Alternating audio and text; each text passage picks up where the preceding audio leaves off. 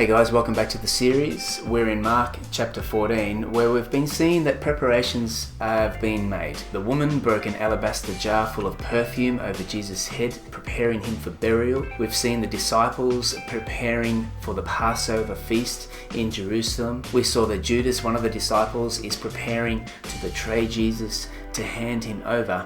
And we pick up the action in verse 17, where it says, "When evening came, Jesus arrived with the 12. While they were reclining at the table eating, he said, 'I tell you the truth, one of you will betray me, one who is eating with me.' And they were all saddened, and they started asking, 'Surely not I, Lord?' And Jesus says, 'It's one of the 12, it's one of you guys, one who dips bread into the bowl with me. The Son of Man will go just as it is written about him, but woe to that man who betrays the Son of Man.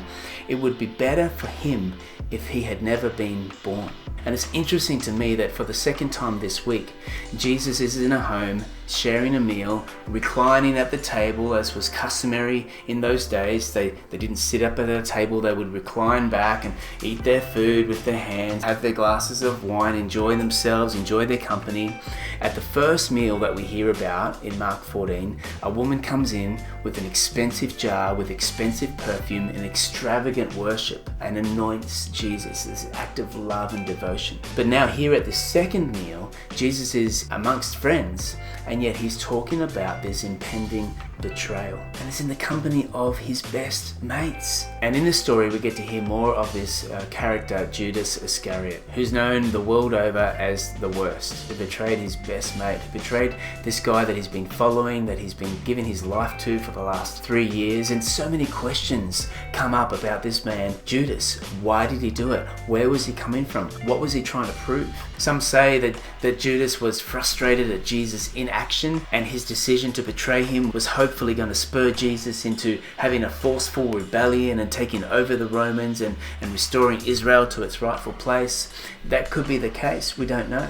Questions come up about Jesus as well. If Jesus knew that Judas was going to betray him, then why didn't he do something about it sooner? If Judas had known what Jesus was really on about, would he have had the same heart? We don't know. Just because someone is following Jesus doesn't mean that they have surrendered their whole hearts to him. Judas definitely still had his own agenda going on here.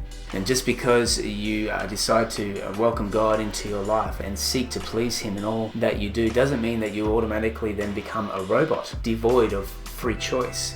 You still have responsibility to make wise decisions in your life. And I think in some roundabout way here, sitting this side of this story, we can even be thankful for this example of Judas, serving as a warning to us, not to try and push our agendas when it comes to following God, but allowing his will and his purpose to flow in our lives. He is the one who is in charge, not us. So no matter where you're at, no matter your questions around Judas or Jesus or this whole story, let me encourage you. Jesus is trustworthy. Jesus knows what he's doing. We can have hope in his ways. God bless you guys.